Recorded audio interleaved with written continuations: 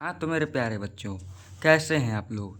मैं आशा करता हूँ कि आप अच्छे होंगे और अच्छे से आप लोग स्टडी कर रहे होंगे।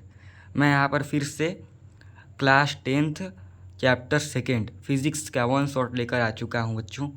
आपको वीडियो पसंद आया तो लाइक, सब्सक्राइब, शेयर, कमेंट ज़रूर कीजिएगा बच्चों। ये वीडियो आपको बोर्ड परीक्षा के लिए सहायता जरूर प्रदान करेगी। ये क्वेश्चन इसमें ये परिभाषा के आधार और क्वेश्चन के भी आधार पर ये चैप्टर है। मैं आपको ये सारे क्वेश्चन और यहाँ पर ये चैप्टर समझाऊंगा जो यहाँ पर बहुत मोस्ट इम्पॉर्टेंट ये चैप्टर है, जो इससे बोर्ड परीक्षा में सवाल अधिकतर पूछे जाते हैं। 2-4 सवाल इस परीक्षा इससे पूछे जाते हैं और ये 4-5 नंबर में पूछे जाते हैं बच्चों। ठीक है, चलिए अब देख लेते हैं यहाँ पर चैप्टर 2। यहाँ पर चैप्टर 2 है क्या, फिजिक्स का देख लीजिए। क्लास 10th का चैप्टर 2 फिजिक्स का है, मानव नेत्र तथा रंग बिरंगा संसार, human eyes and the colourful world है चैप्टर का नाम। ठीक है, सबसे पहले हम जान लेते हैं कि मानव नेत्र क्या है और उनके भाग ये जान लेंगे।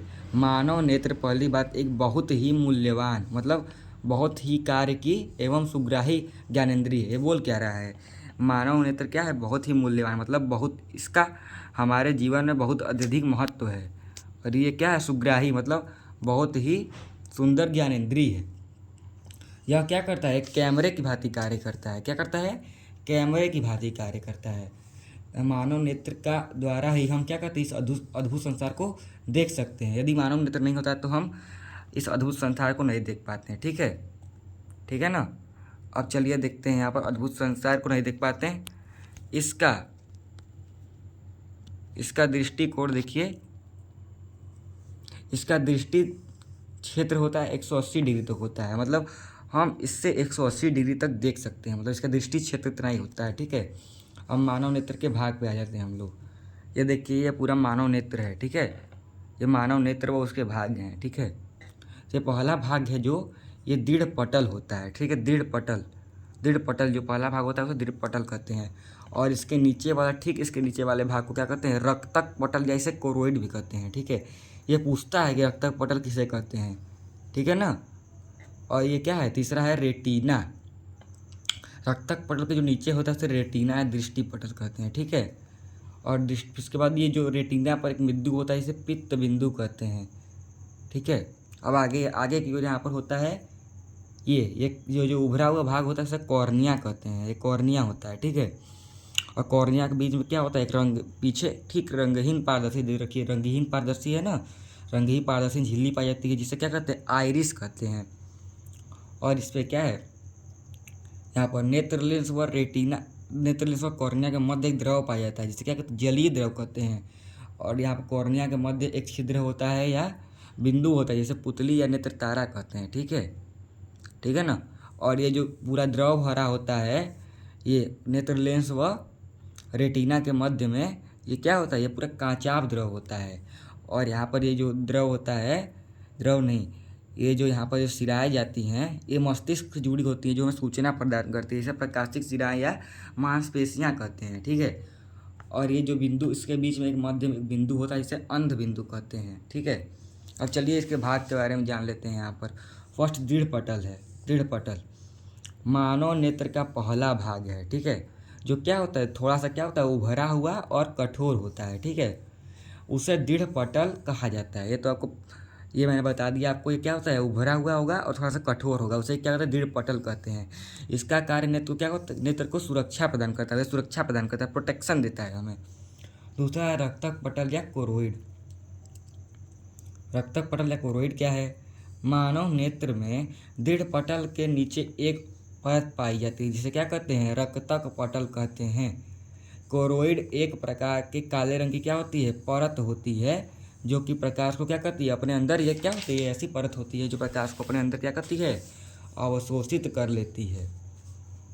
तीसरा है रेटिना, अवशोषित कर लेते, रेटिना या दृष्टि पटल। मानव नेत्र में दृढ़ पटल और रक्तक पटल के नीचे एक और परत पाई जाती है जिसे क्या कहते हैं, रेटिना या दृष्टि पटल कहते हैं। यहीं पर क्या कहता है, मनुष्य का प्रतिबिंब, स्पष्ट प्रतिबिंब बनता है। ठीक है, ये हम बता देंगे यहाँ पर। और नेत्र लेंस बजाते हैं। मानव नेत्र में क्या होता है, आगे की ओर एक लेंस होता है, ठीक है, जो क्या होता है द्विउत्तर मतलब उत्तल लेंस का बना होता है। इसे क्या कहते हैं, जो मांसपेशियों द्वारा क्या होता है जकड़ा या जुड़ा होता है, उसे ही क्या कहते हैं, मानव नेत्र लेंस कहते हैं, ठीक है। नेत्र लेंस के बिना ही हम देख पाते हैं कि ये वस्तु क्या है। और कॉर्निया कहते हैं, कॉर्निया। मानव नेत्र में आगे की ओर क्या होता है, मैंने आपको बताया था, मानव नेत्र में आगे की ओर क्या होता है, एक उभरा हुआ भाग पाया जाता है, जिसे क्या कहते हैं, कॉर्निया कहते हैं, ठीक है। और आइरिस क्या होता है, मानव नेत्र में कॉर्निया के ठीक पीछे एक रंगहीन पारदर्शी मतलब रंगीन पाई जाएगी, एक झिल्ली पाई जाएगी, रंगीन पारदर्शी झिल्ली पाई जाती है, जिसे क्या कहते हैं, आइरिस कहते हैं, ठीक है।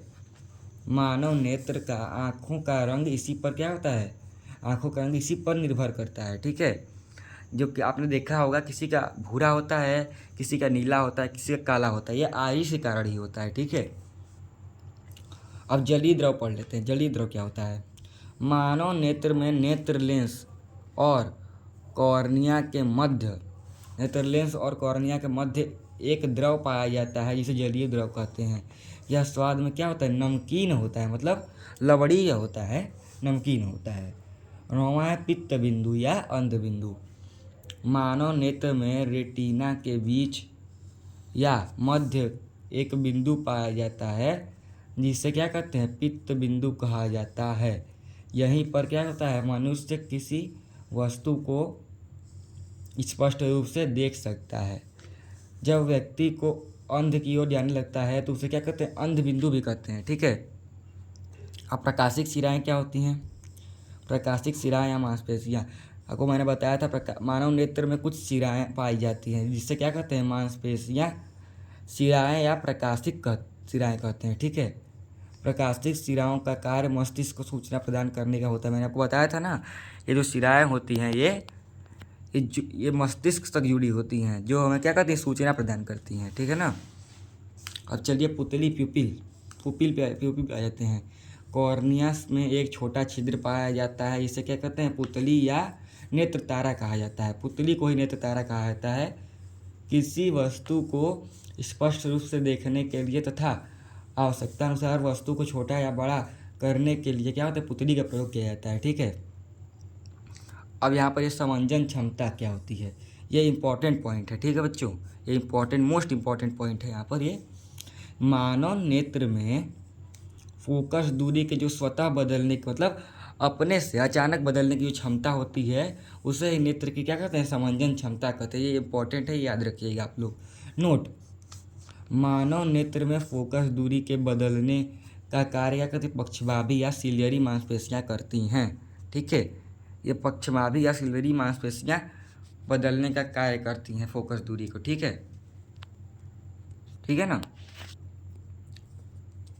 अब दूरबिंदु के बारे में कुछ जान लेते हैं। दूरबिंदु क्या होता है, ये होता है वह दूरस्थ बिंदु जो क्या होता है, जो बिना समंजन क्षमता के देखा जा सकता है, ठीक है, उससे क्या कहते हैं, दूर बिंदु कहते हैं। इसकी दूरस्थ बिंदु अनंत तक होती है। एक स्वस्थ व्यक्ति के लिए उसका दूर बिंदु क्या होता है, अनंत पर होता है, ठीक है। अब बनाकर परिभाषा यहाँ पर बता देंगे, ठीक है बच्चों। और फिर उसके बाद यहाँ पर निकट बिंदु की तरफ चलते हैं हम लोग, निकट बिंदु देखते हैं। निकट बिंदु के बारे में कुछ जान लेते हैं यहाँ पर। निकट बिंदु, ठीक है, निकट बिंदु वह निकटतम बिंदु जो बिना समंजन क्षमता के देखा जा सके, उसे उस व्यक्ति का निकट बिंदु कहते हैं। एक स्वस्थ व्यक्ति के लिए उसका निकट बिंदु कितना होता है, 25 सेंटीमीटर होता है। यह आप याद रखिएगा कि इसका एक स्वस्थ व्यक्ति के लिए उसका निकट बिंदु कितना होता है, 25 सेंटीमीटर होता है। मैं आपको ये सवाल आपसे पूछूंगा, ठीक है। आप कमेंट लाइक कीजिएगा ज़रूर बच्चों, शेयर भी कीजिएगा। मैं आपसे पोस्ट में ज़रूर ये क्वेश्चन पूछूंगा, ठीक है।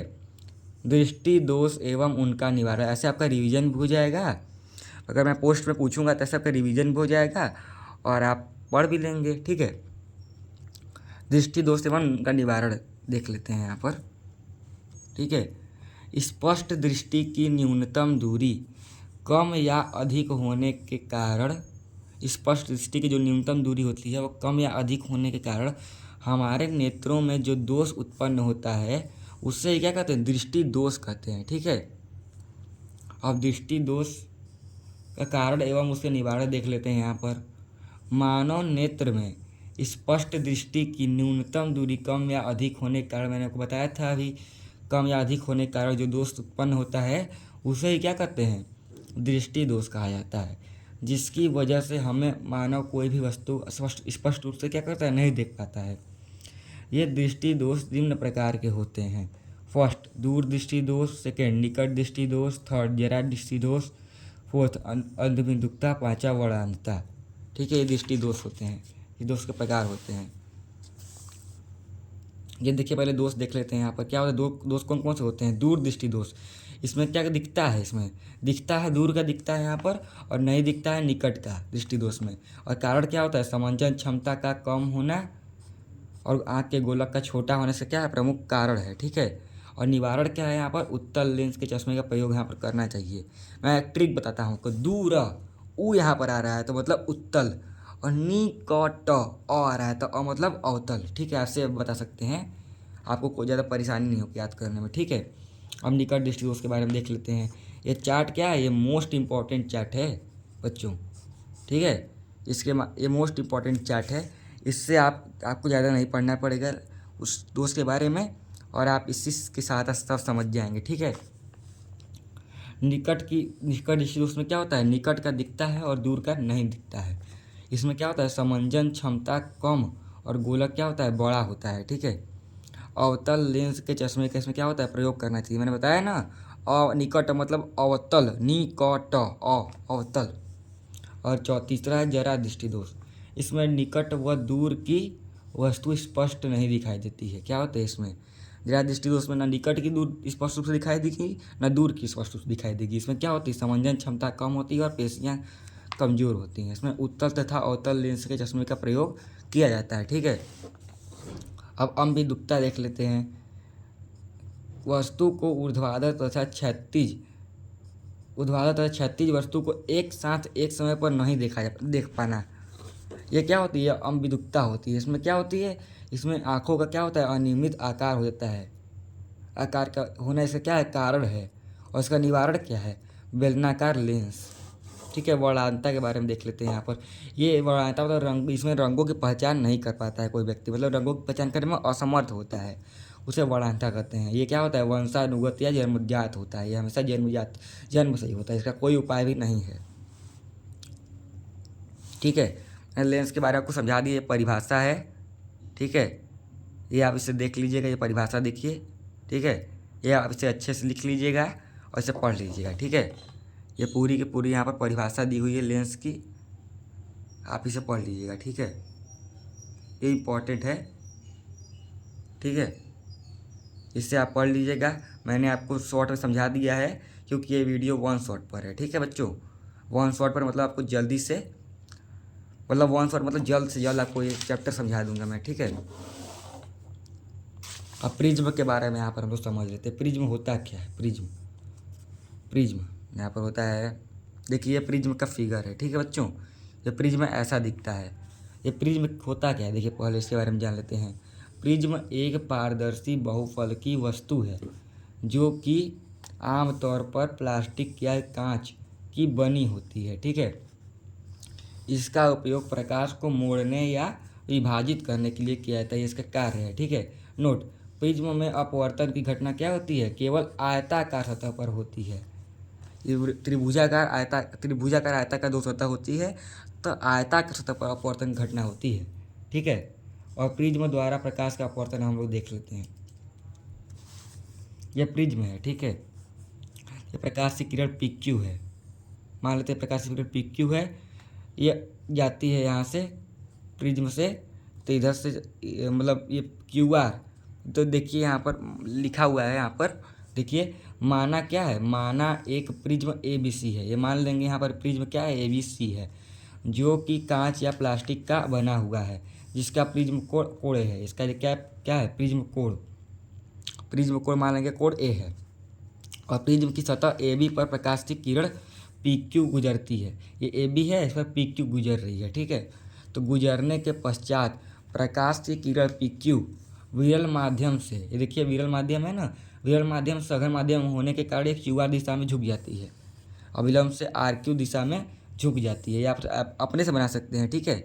अब आर क्यू प्रकाशीय किरण, जो ये आर क्यू प्रकाशीय किरण है, ये सघन माध्यम से विरल माध्यम होने का आर क्यू प्रकाशीय किरण प्रिज्म की सतह एसी से निकलने का प्रयास करेगी, ठीक है। तो चूंकि सघन माध्यम से विरल माध्यम होने के कारण क्या हो जाएगी, ये अविलंब की ओर आर एस दिशा से दूर हट जाती है। देखिए आर एस दिशा में दूर हट गई है, ठीक है, इधर हट गई है, ठीक है।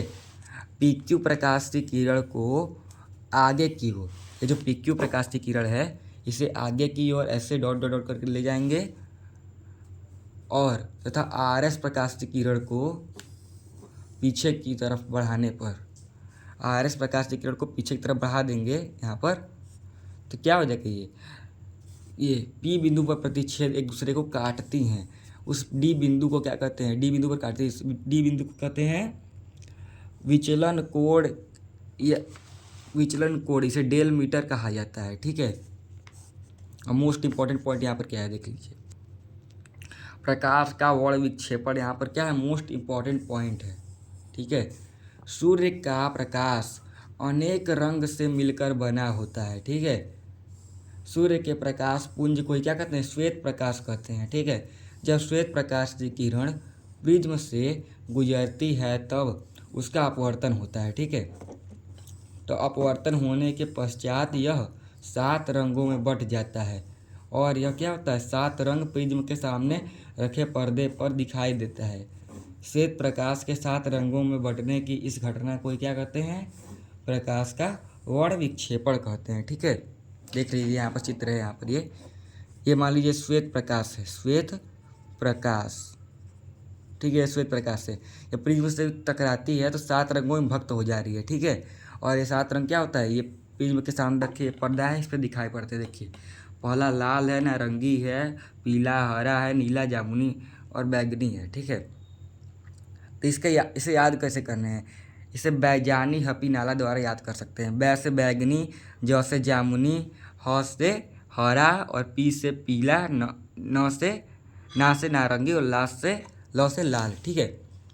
अब मोस्ट इंपॉर्टेंट यहाँ पर ये पॉइंट है, जिसे जान लेते हैं ये गुण क्या है यहाँ पर। और सबसे विचलन क्या होता है, बैगनी रंग का क्या होता है, सबसे अधिक होता है, ये आप याद रखेंगे।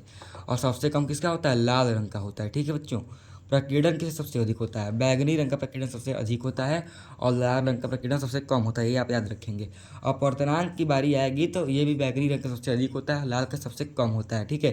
तरंगदैर्घ्य की बारी आती है, तरंगदैर्घ्य लाल सबसे अधिक होता है और बैगनी क्या होता है, सबसे कम होता है, ये आप याद रखेंगे बच्चों, ये इंपॉर्टेंट है, देख लीजिए। अब चलिए आगे चलते हैं, वायुमंडलीय अपवर्तन पढ़ लेते हैं यहाँ पर। वायुमंडलीय अपवर्तन, ठीक है। वायुमंडल में माध्यम वायु की भौतिक अवस्था अस्थिर होने के कारण प्रकाश का अपवर्तन क्या कहलाता है, वायुमंडलीय अपवर्तन कहलाता है, ठीक है। प्रकाश का अपवर्तन वायुमंडलीय अपवर्तन कहलाता है। वायुमंडलीय अपवर्तन के क्या क्या प्रभाव हैं ये जान ले पहले हम। फर्स्ट, तारों का टिमटिमाना। दूसरा है अग्रिम सूर्योदय तथा विलंबित सूर्यास्त। तीसरा है तारों का वास्तविक स्थिति से कुछ ऊंचाई पर दिखाई देना, प्रतीत होना। तारों का टिमटिमाना, ठीक है। इसका कारण क्या है, वायुमंडलीय अपवर्तन होता है। वायुमंडल में दूर स्थित तारे पृथ्वी से क्या होते हैं, बिंदु के समान दिखाई पड़ते थे, आप बता ही सकते हैं, बिंदु के समान दिखाई पड़ते हैं। वायुमंडल में उपस्थित तारों का प्रकाश जब पृथ्वी पर आता है तो आप जानते हैं कि तब वह क्या होता है, अनेक पथ से अपने पथ से क्या होता है, परिवर्तित होता जाता है, अर्थात उनका अपवर्तन होता है। अपवर्तन होने के पश्चात तारों का प्रकाश का किरण जब मनुष्य के नेत्रों पर पड़ती है तो कभी झिलमिलाती हुई, कभी चमकीली तो कभी धुंधली दिखाई पड़ती है, ठीक है। यही कारण है कि तारे क्या होते हैं, हमें टिमटिमाते हुए प्रतीत होते हैं, ठीक है। देख लीजिए यहाँ पर ही आप इतने बड़े परिभाषा इसका लिखेंगे तब आपको 4 में 2 नंबर का होगा, तो 2 नंबर में से 2 नंबर आपको मिलेगा। अब तारों का टिमटिमाना देख लेते हैं। आप तारों का वास्तविक स्थिति से कुछ ऊंचाई पर दिखाई देना। पृथ्वी पर क्या होता है, वायुमंडल में उपस्थित तारे, पृथ्वी पर वायुमंडल में उपस्थित तारों की प्रकाश से किरण जब आती है तो उसका निरंतर अपवर्तन होता है। ठीक है, वायुमंडलीय अपवर्तन उसी माध्यम में होता है जिस माध्यम में क्या होता है, क्रमिक परिवर्ती अपवर्तनांक होता है। अतः प्रकाश की किरण क्या होती है, अविलंब की ओर झुकती चली जाती है। यही कारण है कि क्या होता है, तारे अपनी वास्तविक स्थिति से कुछ ऊंचाई पर दिखाई पड़ते हैं। ठीक है, यही कारण है। ये इसका चित्र है, देखिए। जो तारों का प्रकाश क्या होता है, मनुष्य के नेत्रों पर पड़ रहा है, वास्तविक तारा है और ये काल्पनिक तारा है। तो प्रेक्षक यहाँ पर देख रहा है। ठीक है, यही है। इसका फिगर भी आप बना सकते हैं, अपने से समझ सकते हैं इसे बनाकर। ठीक है, अब अग्रिम सूर्योदय तथा विलंबित सूर्यास्त समझ लेते हैं। इसका भी कारण क्या होता है, वायुमंडलीय अपवर्तन होता है। वायुमंडल से जब सूर्य का प्रकाश पृथ्वी पर आता है तो उसका क्या होता है, निरंतर अपवर्तन होता है। अपवर्तन होने के पश्चात अग्रिम सूर्योदय में सूर्य 2 मिनट पहले तथा विलंबित सूर्योदय में सूर्य 2 मिनट बाद तक प्रेक्षक को दिखाई पड़ता है। ठीक है, ये प्रेक्षक है। यहाँ पर देखिए, अग्रिम सूर्योदय में 2 मिनट पहले और विलंबित सूर्योदय में 2 मिनट बाद तक यहाँ पर दिखाई पड़ता है। ठीक है, अब ये पॉइंट है, ये प्रकाश का प्रकीर्णन है। ये मोस्ट इम्पॉर्टेंट पॉइंट है यहाँ पर, प्रकाश का प्रकीर्णन। ये क्या है यहाँ पर, ये मोस्ट इम्पॉर्टेंट पॉइंट है। ठीक है, जब सूर्य का प्रकाश किसी माध्यम में से होकर गुजरता है जिसमें धूल, मिट्टी इत्यादि के सूक्ष्म कण उपस्थित होते हैं, तत्पश्चात सूर्य का प्रकाश जब इन धूल कणों से टकराता है तो उसका तब चारों दिशाओं में फैल जाता है। इस घटना को क्या कहते हैं, प्रकाश का प्रकीर्णन कहते हैं। ठीक है बच्चों, ये प्रकाश का प्रकीर्णन है। ठीक है, नोट, बैगनी रंग के लिए प्रकाश का प्रकीर्णन सबसे अधिक होता है, आपको मैंने बताया था यहाँ पर वहाँ पर, तथा लाल रंग के लिए प्रकीर्णन सबसे कम होता है। इसका अनुप्रयोग क्या है देख लीजिए। आकाश का रंग नीला दिखाई देना, क्या इसका अनुप्रयोग है। यहाँ पर वायुमंडल में धूल, मिट्टी इत्यादि क्या होते हैं, सूक्ष्म कण होते हैं, ये तो आपको पता ही होगा, उपस्थित होते हैं। जब सूर्य का प्रकाश वायुमंडल में उपस्थित सूक्ष्म धूल, मिट्टी के कणों से टकराता है तो उसका क्या होता है, प्रकीर्णन होता है। ठीक है, नीले व बैंगनी रंग के लिए प्रकाश का प्रकीर्णन क्या होता है, लाल रंग की अपेक्षा क्या होता है, 16 गुना अधिक होता है। अतः नीले व बैंगनी रंग के लिए रंग चारों दिशाओं में फैल जाते हैं और यह प्रकाश हमारी आँखों तक पहुँचता है, जिससे हमें आकाश का रंग क्या होता है, नीला दिखाई पड़ता है। ठीक है, यही कारण है कि आकाश का रंग हमें क्या होता है, नीला दिखाई पड़ता है। ठीक है, नोट देख लेते हैं यहाँ पर। नोट में, यदि वायुमंडल नहीं होता तब सूर्य के प्रकाश का प्रकीर्णन नहीं होता। ठीक है, और हमें आकाश का रंग काला दिखाई पड़ता है। यही कारण है कि चंद्रमा तल से आकाश का रंग क्या होता है, हमें काला दिखाई पड़ता है। चंद्रमा तल पर आकाश का रंग क्या होता है, काला दिखाई पड़ता है। सूर्योदय तथा सूर्यास्त के समय आकाश का रंग हमें लाल दिखाई देता है। इसका कारण क्या होता है, प्रकीर्णन ही होता है। खतरे का सिग्नल लाल रंग का होता है, इसका कारण भी क्या होता है, प्रकीर्णन ही होता है। टिंडल प्रभाव, जब धूल मिट्टी के कणों के कारण प्रकाश का पथ रास्ता दिखाई देने लगता है तो ये क्या होता है, तब इस घटना को टिंडल प्रभाव कहते हैं। ठीक है, चलिए बच्चों, ये पूरा यहाँ पर ये चैप्टर था। मैं आपको यहाँ फिर से दिखा दे रहा हूँ कितना आपको लिखना है, कितना नहीं लिखना है। ठीक है बच्चों, यहाँ से आपको लिखना प्रारंभ करना है ये पूरा। ठीक है, और आपको लिखते हुए यहाँ से समझते समझते आपको लिखना है। और मैंने आपको यहाँ समझा दी। आपको ये वीडियो जो पसंद आए तो आप इसे लाइक, सब्सक्राइब, कमेंट, शेयर ज़रूर कीजिएगा। ठीक है, इतना आपको लिखना है। ठीक है, मैंने आपको शॉर्ट में समझा दिया, 1 शॉट में, लेकिन आपको पूरा लिखना पड़ेगा, क्योंकि बिना आप इसके फेयर बनाए, बिना आप लिखे हुए आप इसे नहीं समझ सकते बच्चों। ठीक है, इसलिए आपको लिखना ज़रूरी है। ठीक है, यहाँ पर देख लीजिए, यहाँ से यहाँ तक मैंने कहाँ तक लिखा और मैंने आपको यहाँ तक समझाया हुआ है, आप देख लीजिए। ठीक है, ये सब क्वेश्चन है, आप ये क्वेश्चन भी आप कर लीजिएगा।